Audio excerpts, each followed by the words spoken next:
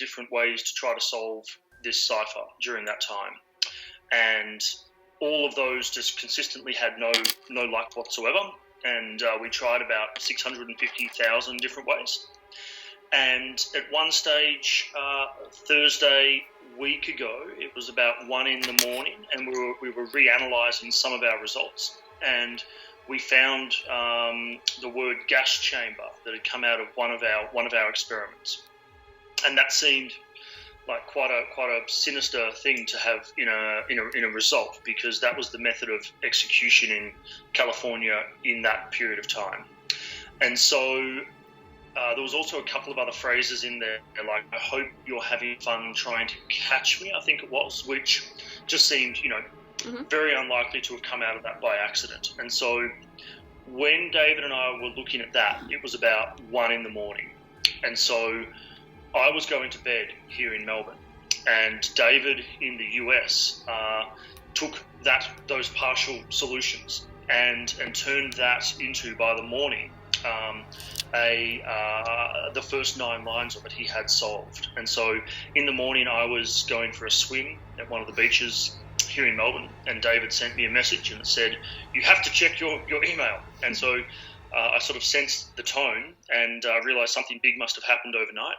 And when I checked my email, yes, he decoded the first 9 lines of the cipher. And so my swim got cut short, and I went home, and we worked on it together for the next sort of 2 days with the help of Yalv and Ike from Belgium. So I do research in areas broadly related to cryptography and steganography and mathematics, but this particular cipher was more of a hobby, because the probability of us being able to solve it was just so low. Like, everybody else had failed for 50 years, and we just assumed we would be the same. And so you could never, do this as your sole thing you were doing, because just the chances of success were so small. So this was something I did in addition to other research.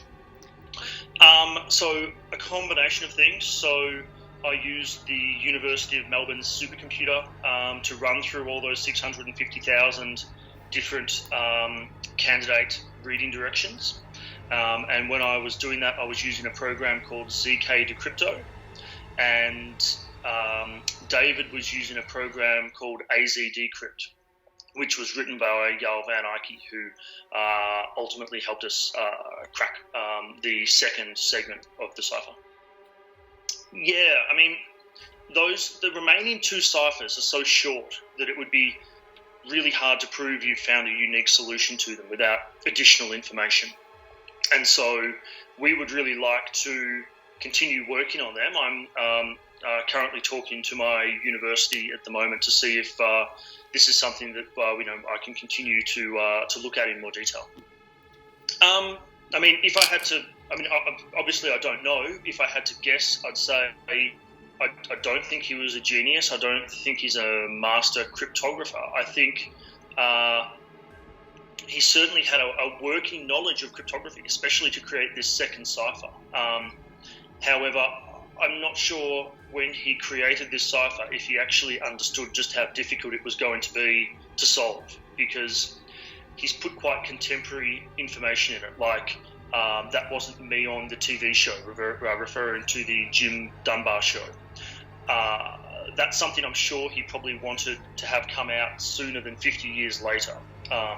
And so I'm not sure if he realised just how difficult he made this cipher to solve when he created it. I'd be guessing he didn't. But in terms of making like a guess as to who he is, I have absolutely no idea.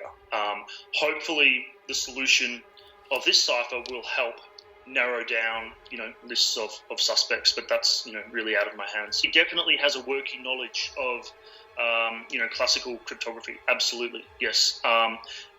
He's either been exposed to it in his, work or education, or it's something he's thought about a lot over the years. And if he has thought about it a lot over the years, I'm sure, these aren't the first 2